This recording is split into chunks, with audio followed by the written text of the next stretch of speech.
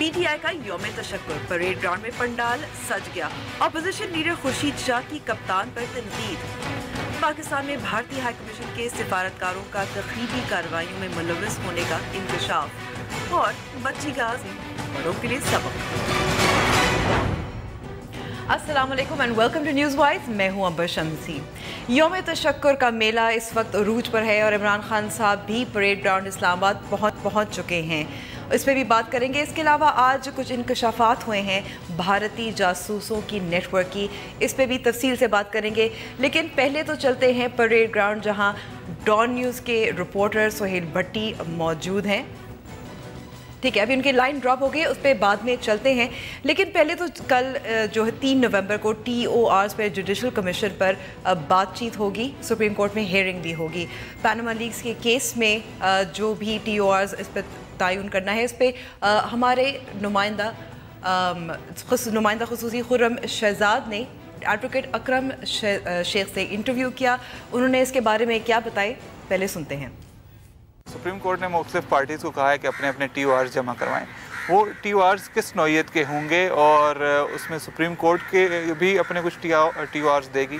नहीं, TORs यही होंगे कि भाई ये क्या इसमें किन किन अमूर की करनी है इन्वेस्टिगेशन, और इसका ज़ाब्ता कार क्या है, इसका कॉन्टूर्स क्या हैं, कितना फैलाव है इसका, किस मुद्दत से किस मुद्दत तक इसको शुरू किया जाएगा, कहाँ तक रखा जाएगा, किसी की क्या क्या शहादतें ऐसी होंगी जो इसमें एडमिसिबल होंगी, और इस तरह के बाकी जो पार्टीज़ की कंटेंशन को देखकर जो टर्म्स ऑफ रेफरेंस हैं वो सुप्रीम कोर्ट तश्कील दे देगी और उसमें कोई दिक्कत नहीं आएगी।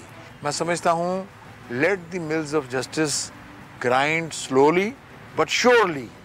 शेख साहब, इस कमीशन का जो भी फैसला आएगा या जो रिपोर्ट आएगी, उसकी इम्प्लीमेंटेशन का तरीक़ाकार क्या होगा, उसकी इम्प्लीमेंटेशन कैसे होगी? हमने देखा माजी में भी बहुत सारे ऐसे कमीशन बने हैं, कमेटीज़ बनी हैं जिनकी रिपोर्ट्स तो आ जाती हैं लेकिन उन पर अमल दरामद नहीं होता। तो इसका क्या इसके फैसले पर अमल दरामद हो सकेगा? मैं ये कह सकता हूँ कि ये इस कमीशन के बड़े मौसर और बड़े मस्बत नताइज मुरतब होंगे और इससे 2 फ़ायदे हासिल होंगे। अगर कोई किसी ने बहुत ज़्यादा करप्शन की है मुल्क के वसाइल के साथ, वो एक्सपोज हो जाएगा और बेगुनाहों के ख़िलाफ़ इल्ज़ामात लगने बंद हो जाएंगे। देखिए, इमरान खान साहब का जो लहजे में तब्दीली एक मुआज़े से कम नहीं है, और ये सारा कुछ सुप्रीम कोर्ट के फ़ैसले के बाद हुआ है। तो अगर वो इस कदर यानी बरसरे पेकार थे और उनकी तसल्ली हो गई है, तो फिर मेरी और आपकी भी तसल्ली हो जानी चाहिए। मेरे ख्याल में 3-4 माह से ज़्यादा नहीं लगेगा इसमें, और ये एक कौम की ज़िंदगी में 3-4 माह का अरसा इतनी बड़ी कॉन्फ्लिक्ट को रिजॉल्व करने के लिए कुछ ज़्यादा नहीं है। ये तो थी एक कानूनी माहिर की राय। लेकिन अब चलते हैं परेड ग्राउंड। डॉन न्यूज़ के नुमाइंदा सोहेल भट्टी मौजूद है वहाँ ताज़ा सूरत हाल के लिए। सोहेल, बताइएगा कि इस वक्त क्या माहौल है, क्या हो रहा है? इमरान खान साहब तो पहुँच चुके हैं। परेड ग्राउंड के कारकुनों की बड़ी तादाद मौजूद है। परेड ग्राउंड का जो जहाँ पे इंतजाम किए गए कारकुनान के लिए वो खचाखच भर चुका है। पाकिस्तान तहरीक इंसाफ की चेयरमैन इमरान खान समेत वर्ग भी क्या था, तमाम यहाँ पर मौजूद है। उसके साथ साथ शेख रशीद भी यहाँ पर मौजूद है। इस वक्त पार्टी तरानों के जरिए और मुख्तलिफ चलाकर कारकुनों के अंदर जो जज्बा बढ़ाया जा रहा है, कारकुनों की जानिब से नारेबाजी की जा रही है और इमरान खान साहब यहाँ पर मौजूद है। सबसे अहम बात यहाँ पर है, यहाँ पर मुख्तलिफ कारकुनों से और यहाँ पर खैबर पख्तूनख्वा पंजाब से आने लोगों से हमने बात की। लोगों के अंदर एक बहुत बड़ी क्यूरियोसिटी है कि पैनामा लीक से मुतल्लिक जो स्टैंड लिया था इस्लामाबाद को लॉकडाउन से मुतल्लिक, जब उन्होंने गुज़श्ता रोज अनाउंसमेंट की थी कि अब उनका किससे हासिल हो गई है, अब वो यौम तशक्कुर मनाने जा रहे हैं। कुछ लोगों के अंदर अदम इत्मीनान भी पाया जाता है। वो लोग कहते हैं कि अभी कोई बड़ी कामयाबी नहीं थी और मुकर्रर से केवल शायद लॉकडाउन खत्म किया गया, तहम वो इस उम्मीद पर यहाँ पर है खुसूसन तौर पर गुज़श्ता रोज, जैसा कि इमरान खान साहब ने कहा था कि वो आज यौम तशक्कुर के मौके के ऊपर जो उन्होंने अचीवमेंट की है उसके बारे में तफसीलन बात करेंगे। उसके साथ साथ आइंदा का लाहेअमल भी देंगे। यहाँ पर मौजूद जितने कारकुनान हैं, जहाँ पर जो हमने उनसे बात की, यहाँ पर लोग बहुत ज्यादा सेंसिटिव है पनामा लीक्स के मामले पर, खसूसन करप्शन के खात्मे के हवाले से।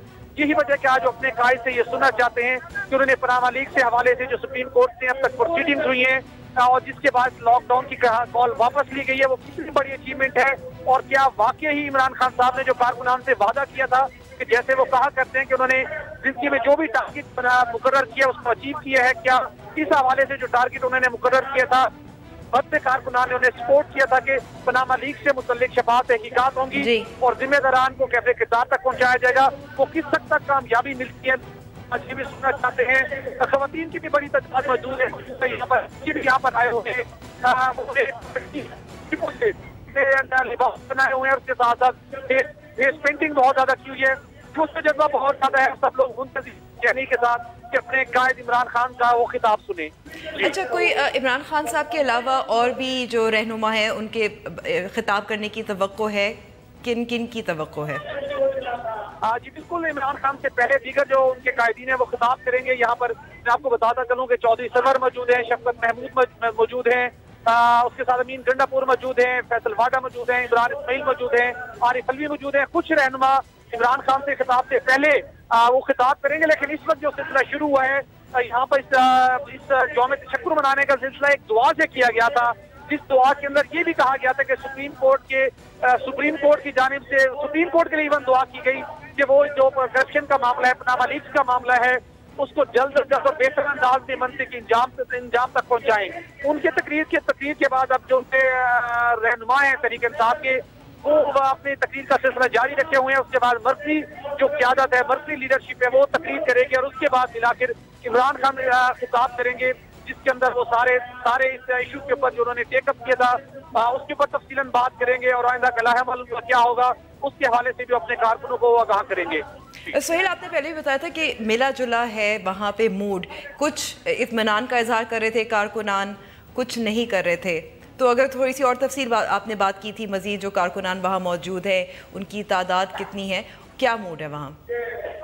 देखिए, कारकुनान की बड़ी तादाद मौजूद है यहाँ पर। तहत निगाह जहाँ तक मैं इस वक्त देख सकता हूँ, कारकुन ही कारकुन है, हर तरफ पार्टी के परचम लहराए देते हैं। यहाँ जिस बात की सबूत देते हैं कि तहत निगाह कारकुनान मौजूद है परेड एवेन्यू के अंदर। दूसरी जानिब जो आपका सवाल है कि तो मिला जुला रद्दमल है, बिल्कुल हमने बात की इवन तहरीक इंसाफ की जो कुछ खवातीन विंग से जो ताल्लुक रखती है खवातीन, उनसे बात की हमने, मर्दों से बात की। कुछ लोगों के अंदर बहुत ज्यादा, कुछ लोग पुरुमीद हो चुके थे कि इमरान खान साहब ने जो कॉल दी हुई है इस मसला वो किसी सूरत पीछे नहीं हटेंगे जब तक कोई ठोस कामयाबी हासिल नहीं हो जाती। कुछ लोगों को यहाँ पर यह भी कहना था कि गुज़श्ता रोज जब सुप्रीम कोर्ट ने अभी 3 रोज के लिए समाअत मुलतवी की थी तो वो एक्सपेक्ट नहीं कर रहे थे कि इमरान खान साहब जो लॉकडाउन के हवाले से कॉल थी वो वापस लेंगे, क्योंकि लोगों का ये अंदाजा जरूर था कि ये लॉकडाउन 2 नवंबर की बजाय 3 या 4 या 5 नवंबर तक जा सकता है। इमरान खान ने पाकिस्तान तहरीक इंसाफ ने जिस तरीके से हुकूमत पर प्रेशर बिल्ड कर दिया है, पूरे मुल्क के अंदर इस्लामाबाद से के बाहर भी मुख्तलिफ शहरों में लॉकडाउन की सूरत हाल थी, तो उन्हें बड़ी कामयाबी मिलेगी करप्शन के हवाले से, खुसूसन जो गुज़श्ता 2-3 सालों से वो तहरीक इंसाफ के साथ मिलकर कोशिश कर रहे हैं। लेकिन अनएक्सपेक्टेड अनाउंसमेंट हुई लोगों के लिए, लेकिन उसके बावजूद वो लोग यहाँ पर पहुंचे हैं, पूरी उम्मीद दिखाई देते हैं। और अभी तक तो वो एक्सपेक्ट कर रहे हैं कि इमरान खान की तरफ से आज तो एक बड़ी अनाउंसमेंट जरूर होगी जिससे ये साबित हो सके कि ये मामला मंतकी इंजाम तक जरूर पहुंचेगा। ठीक है, परेड ग्राउंड में मौजूद डॉन न्यूज़ के नुमाइंदा सोहेल भट्टी, आपका शुक्रिया। लेकिन अब हम ब्रेक पे जाएंगे और ब्रेक के बाद हम मजीद बात करेंगे कमीशन की और TORs की।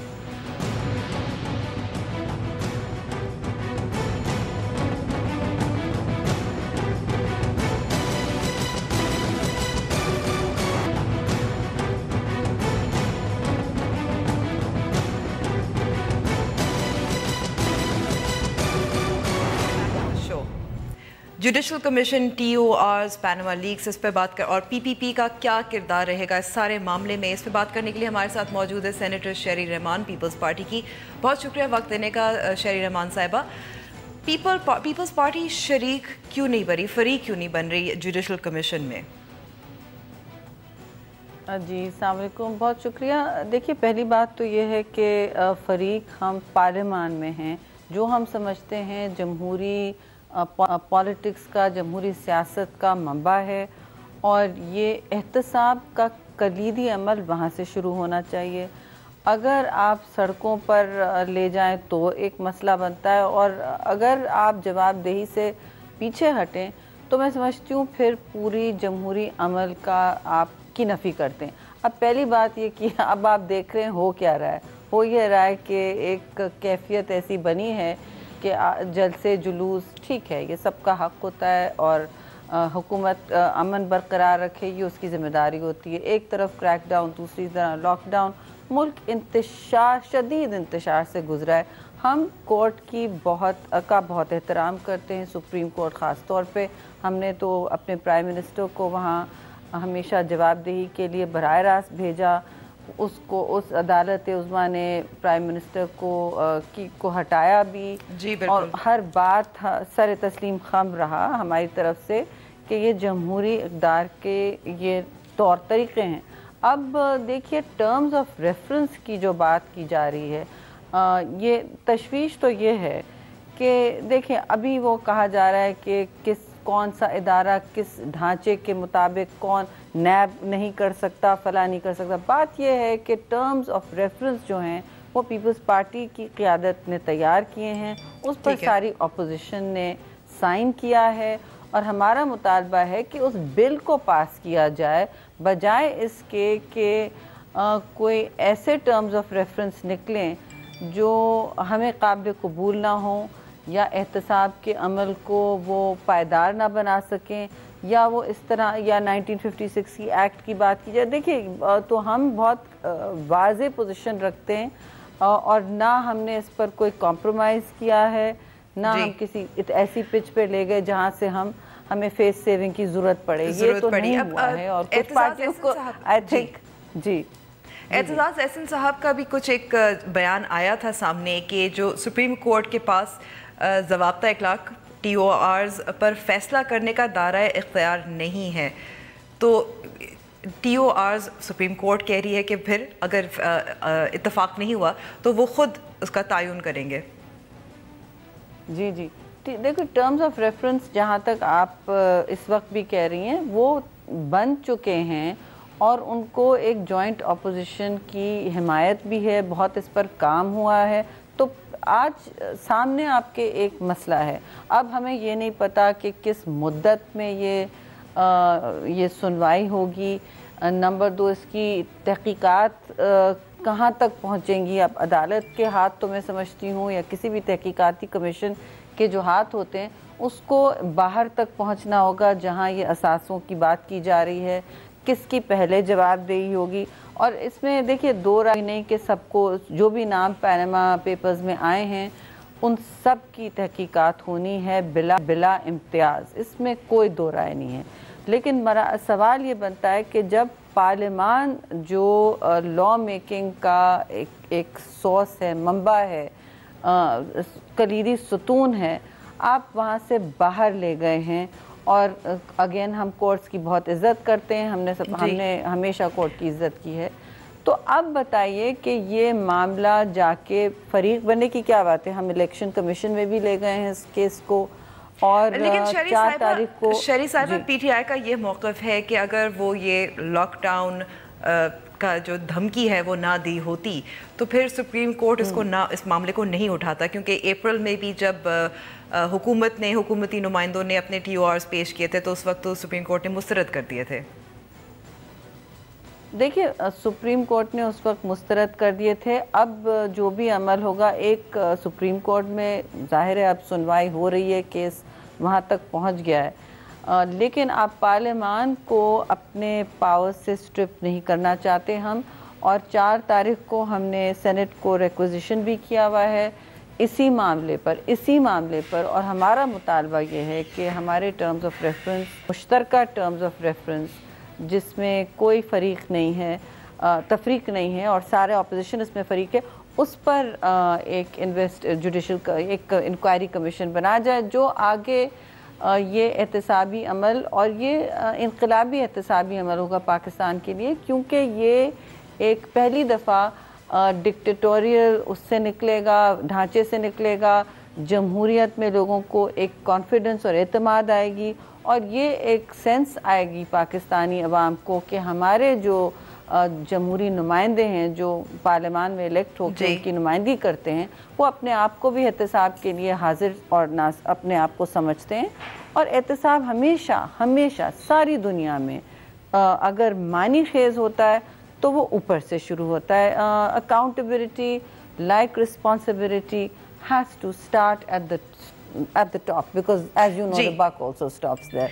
तो ये हमारा मौक़िफ़ है और आप देखेंगे इसमें और शिद्दत भी आएगी जी।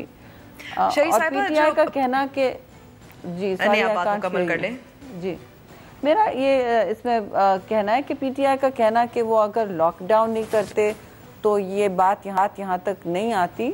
तो आई एम सॉरी, मुल्क को क्राइसिस पॉइंट पर ले जाने का जो भी जिम्मेदारी लेना चाहता है दैट्स अप टू देम। हमने कभी मुल्क को क्राइसिस पे ले जाने की कोशिश नहीं की और हमें बिल्कुल एतमाद और हौसला है कि ये एहतसाब का जो अमल है जो पार्लियामान के बाहर जब भी हुआ है इसका सिर्फ एक ही टारगेट रहा है, वो पीपल्स पार्टी है। हमारे लोगों ने तो फेस भी किया है और लंबी तवील सज़ाएं भुगती हैं। जरदारी साहब ने 11 साल भुगते हैं और भी हमारे बहुत कारकुनों ने और हमारे prime minister as you know step down भी कर चुके हैं। तो ये एहतसाब का अमल हमने पहले भी देखा है और इंशाल्लाह अब हमारी पूरी कोशिश है कि ये बिला तफरीक एक हौसला कुन अमल हो जिसमें अवाम को एतमाद हो और clamp down, crack down, lockdown और लाठी गोली की सरकार और मुल्क को पैरालाइज करने की एक इक़्तिदार जो होती है हवस, उसके बीच का जो रास्ता है जिसमें लोग इस वक्त डिपेंड करते हैं, कह रहे हैं हम सिस्टम को रवा दवा देखना चाहते हैं लेकिन इसके अंदर एहतसाब का अमल अगर जमहूरियत है तो वो एम्बेडेड होना चाहिए and that has to come from the court, from the parliament. बात तो आपकी दुरुस्त है लेकिन एक ये भी थॉट है कि जो सुप्रीम कोर्ट है वो एक गैर जानिबदार आर्बिटर की तरह है। हेलो जी, ये भी सोच है कि सुप्रीम कोर्ट, पार्लियामेंट तो अपनी जगह, सुप्रीम कोर्ट जो है वो गैर जानिबदार होगी, आर्बिटर के तौर पर काम करेगी, तो इसमें सियासी मदाखलत नहीं होगी। देखिए सियासी मदाखलत का मैं नहीं कह सकती इस वक्त होगी नहीं होगी, लेकिन आपके सामने है जो अमल हम सब फेस कर चुके हैं और हम ज़रूर कहते हैं 100 बिस्मिल्लाह के आप ऐसा एक एहतसाबी अमल लाएं जो हमारे मुश्तरका टर्म्स ऑफ रेफरेंस की बुनियाद पर हो। ठीक है। और ये जी this is the right of every parliament, ये इनहेरेंट जमहूरी राइट है। आप इसे लेके कभी सड़कों पे ले जा रहे हैं, कभी कोर्ट्स की जीनत बना रहे हैं, तो अब ये बात अगर अदालत उज़्मा तक पहुँच आई है तो वहाँ उसी इस्तक़लाल के साथ जहाँ पार्लियामान से निकली है उन टर्म्स ऑफ रेफरेंस पे हो तो फिर हम देखते हैं कि आगे क्या अमल है। हमारी पोजीशन शरी साहिबा, हमें अब ब्रेक पे जाना है, आपसे बातचीत जारी रही लेकिन इस बार भारतीय जासूसों की नेटवर्क की इंकशाफात के बारे में ब्रेक के बाद।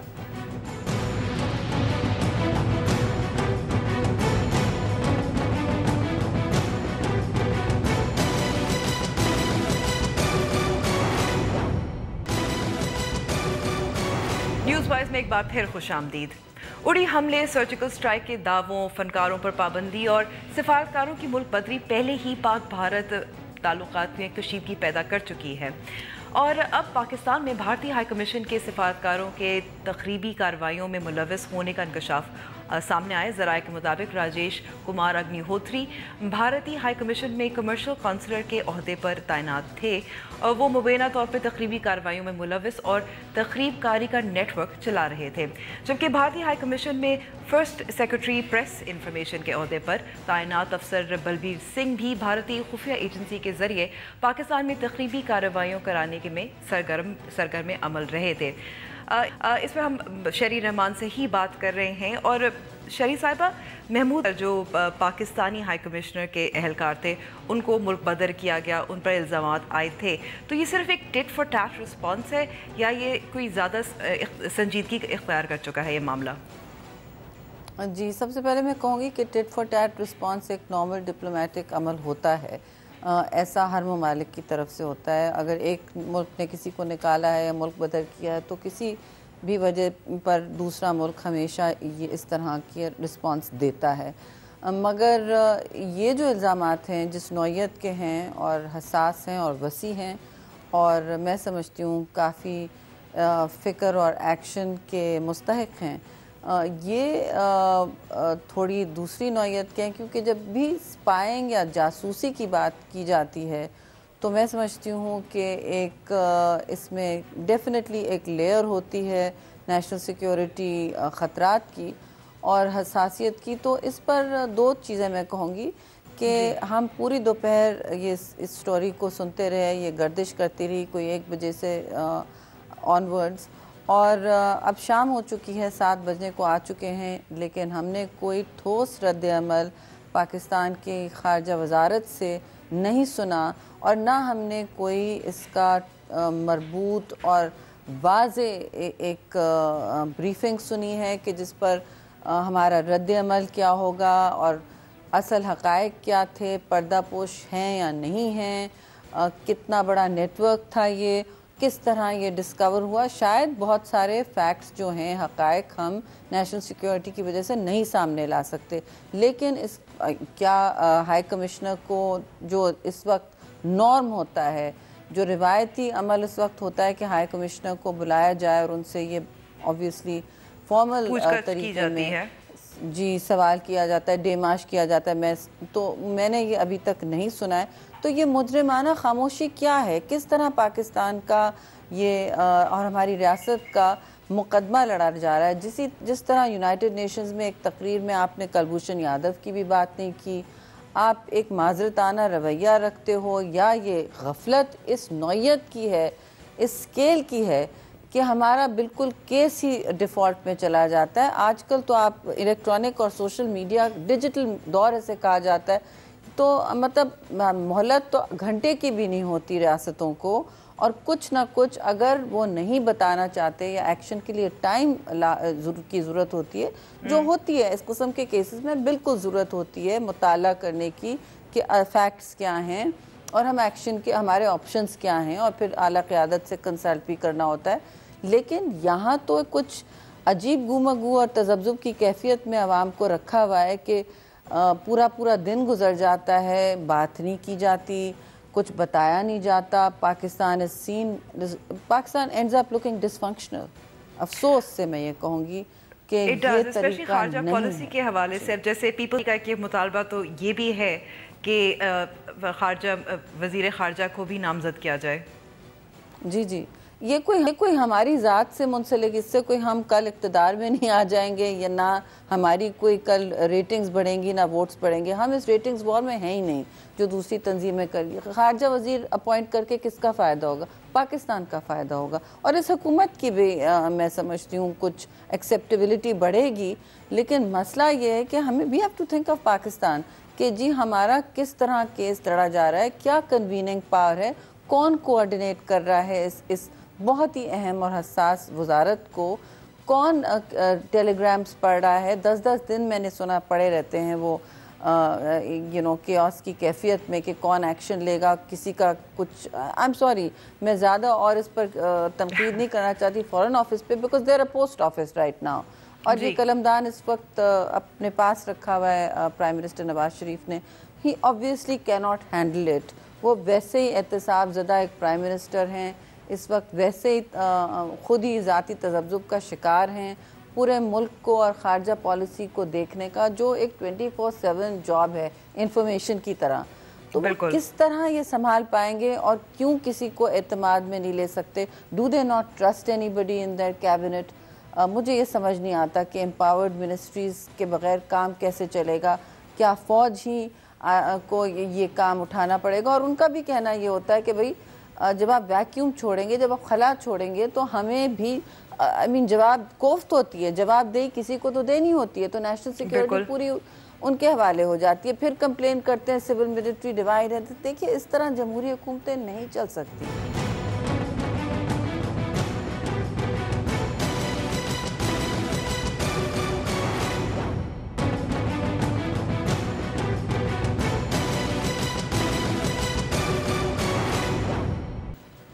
शहरी साहिबा, कुलभूषण यादव पे बात आती है कि इस साल के शुरू में उसको पकड़ा गया, एक्सपोज किया गया, उसका नेटवर्क भी सामने आया, लेकिन फिर हमने देखा बलूचिस्तान में 2 बड़े हमले हाल ही में हुए, एक अगस्त में हुआ, एक कुछ हफ्ते पहले ही हुआ।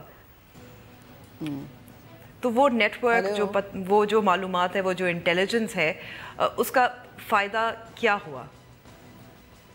देखिए, जो भी मालूमात है उसका आपने आप जो भी अमल अंडर द रेडार कर रहे थे, उसका तो हमें कोई आवाम को, ना आपको मीडिया को, ज़राए इब्लाग को कोई ब्रीफिंग हुई है कि हम कहीं गए हैं। वो डॉसियर्स कहाँ तक पहुँचे जिनकी हमने बहुत गूंज सुनी थी अक़वाम आलम में कि भाई हमने वहाँ प्रेजेंट किए हैं और इसका अब ये इम्पैक्ट होगा। माफ़ कीजिएगा, मैंने तो कुछ नहीं सुना और आज तक मुझे समझ नहीं आया है कि यूनाइटेड नेशंस में आपको 1 साल में मौका मिलता है at the level of the prime minister या फॉरेन मिनिस्टर, आप तकरीर फरमा सकते हैं। वहाँ आपके पास फ्लोर होता है, आपके पास स्पेस होता है और सुनवाई का एक ही मौका होता है। जिस तरह आपकी जो इंटरनेशनल रीच है वो बड़ी महदूद हो चुकी है। इस तरह की खारजा पॉलिसी से तो आपकी रीच बहुत महदूद हो चुकी है, आपकी आवाज़ भी कम पहुंचती है। तो जो वो एक मौका था जिस वक्त कश्मीर इंडिजिनस अपराइजिंग में मतलब अनप्रेसिडेंटेड इंडिजिनस अपराइजिंग में मुब्तला है और वहाँ जो पकड़ धकड़ और मुजालिम, हिंदुस्तानी मुजालिम का, रियासती मुजालिम का हाल है, वो आपने तो ठीक है बखूबी सुना है। लेकिन आपने इंडिया की दरअंदाजी पाकिस्तान में जो है, वहाँ जो यहाँ जो मुदाखलत की जा रही है उसका नाम भी नहीं लिया। जो हिंदुस्तान की फॉरेन मिनिस्टर ने फिर टिका के आपको सुनाया, आपको कठेरे में खड़ा कराया, और उससे पहले भी हुआ। अगर हिंदुस्तान में खुदा न खास्ता पाकिस्तान का कभी कोई सर्विंग इस तरह मिलिट्री ऑफिशियल पकड़ा जाता तो वो तो पिंजरे में उसको वो लाल किले से लटका के आपको एग्जिबिट ए की तरह सुनाते। मैं नहीं कह रही कि ये सही अमल है, मगर आपको देखना पड़ेगा किस एनवायरनमेंट में हैं, और आप अगर अपना मुकदमा नहीं लड़ सकें तो मुस्ताफ़ी हो जाएं, किसी और को दे दें। हमें I am not asking you to become I am not asking the prime minister to become Zulfikar Ali Bhutto शहीद टुमारो, वो हो नहीं सकता। लेकिन कम अज़ कम एक फॉरेन मिनिस्टर को तो दें ये कलमदान जो संभाल सकें। अगर नहीं हो रहा काम तो really then what are they doing? ये कलमदान से आप मुस्ताफ़ी हों, किसी और को दें ये कलमदान। आप प्राइम मिनिस्टरशिप मुश्किल से संभाल पा रहे हैं। बहुत बहुत शुक्रिया बात करने की शहरी रमाबा। कुलभूषण यादव का मामला तो इस साल सामने आया और इस पर बहुत बात हो चुकी है, लेकिन पाकिस्तान में भारतीय जासूसों की कई कहानियां हैं जो शायद भुला दी गई हैं। याद ताज़ा करते हैं इस छोटी सी रिपोर्ट में। सबसे मशहूर केस सरबजीत सिंह या मनजीत सिंह का केस है, जिन पर 1990 में लाहौर और फैसलाबाद में होने वाले बम हमलों में मुलव्विस होने और जासूसी का इल्जाम था। उसने इल्जामात को मुस्तरद किया था, ये कहते हुए कि वो गलती से सरहद के इस पार आया। उसे 1991 में मौत की सजा दी गई, जिसका इल्तवा होता रहा। बिल आखिर 2013 में सरबजीत सिंह कोट लखपत जेल में दीगर कैदियों के हमले की वजह से हलाक हुआ। कश्मीर सिंह 1973 में रावलपिंडी में गिरफ्तार हुआ और उस पर जासूसी के इल्जामात आयद हुए। कश्मीर सिंह 35 बरसों तक 7 जेलों में कैद रहा। 2008 में इंसानी हकूक के कायम मकाम वजीर अंसार बनी ये केस उस वक्त के सदर परवेज मुशर्रफ के पास लेकर गए। अंसार बनी का कहना था कि कैद में उसका जहनी तवाजुन दुरुस्त नहीं रहा। कश्मीर सिंह को उसी साल मार्च में सदारती माफी मिली और वो इंडिया वापस चला गया। उसने बाद में एतराफ किया कि जासूसी के काम के लिए उसे हर माह 400 रुपए मिलते थे। परेड ग्राउंड में यौम तशक्कुर का जो मेला है वो तो चल रहा है, लेकिन सियासत अपनी जगह। ऐसे जलसों में कारोबार भी खूब चमकता है। हमारे नुमाइंदा खुर्रम शहजाद ने कुछ देर पहले ये हमें रिपोर्ट भेजी। जी, जैसा कि आप देख रहे हैं, इस वक्त पंडाल भरना शुरू हो गया है और यहाँ पर पीटीआई के काफ़ी कारकुनों की आमद शुरू हो चुकी है। पूरा पंडाल को रोशनियों से सजाया गया है और यहाँ पर पाकिस्तान तहरीक इंसाफ के झंडों की बहार है, जो कि हमेशा से पाकिस्तान तहरीक इंसाफ के जलसों का खासा रहा है। यहाँ पर बहुत ज़्यादा झंडे होते हैं, उसके अलावा यहाँ पर म्यूज़िक चलता रहता है और लोगों का एक जोशो खरोश होता है, लोग इंजॉय करने के लिए यहाँ पे आते हैं। लेकिन इसके अलावा जो सबसे अहम चीज़ जो जलसों में नज़र आती है, वो जलसों के साथ साथ एक इकॉनमी चलती है। हमने देखा है कि यहाँ पे बहुत ज़्यादा ट्रेंडी चीज़ें बिक रही हैं, जैसा कि पीटीआई के झंडों के स्टाइल में, जो कि पीटीआई के 2 कलर्स हैं, सुर्ख और सब्ज़, उसके उन 2 रंगों में सेल्फी स्टिक्स बनी हुई यहाँ पे बिक रही हैं। उसके अलावा टोपियाँ बनी हुई बिक रही हैं, शेख खुर्दनोश यहाँ पे बिक रही हैं और लोगों में एक जोश व खरोश नज़र आ रहा है। जैसा कि कल तक हम समझ रहे थे कि चूँकि एक खौफ व हिरास की फिजा है, लिहाजा शायद इतने ज़्यादा लोग इस जलसे में ना आए। लोगों की तादाद उतनी तो नहीं है जितने पाकिस्तान तहरीक इंसाफ के सरबराह इमरान खान ने दावा किया था कि 10 लाख लोग आएंगे। यकीनन ये लाखों में नहीं है, हज़ारों में हैं लोग, लेकिन लोगों में एक जोश व खरोश है, खौफ व राज की फिजा नहीं नज़र आ रही। लोग जुग दर जुग जलसे में आ रहे हैं, मुख्तलिफ टोलियों में आ रहे हैं, नारे लगाते हुए आ रहे हैं। तकरीबन हर दूसरे या तीसरे शख्स ने अपने हाथ में PTI का परचम उठाया हुआ है और वो एक दूसरे के साथ बातें करते हुए, एंजॉय करते हुए आ रहे हैं। म्यूज़िक शुरू हो गया और जलसा कुछ ही देर में शुरू होने का इम्कान है। ये सेल्फी स्टिक तो वैसे बहुत इंटरेस्टिंग थी, मुझे भी चाहिए, अपने रिपोर्टर से वैसे मंगवानी चाहिए थी। लेकिन आगे बढ़ते हैं। बच्ची की अज़्म और जिद्दोजहद ने बड़ों को भी सबक सिखा दिया। देखिए ये वीडियो।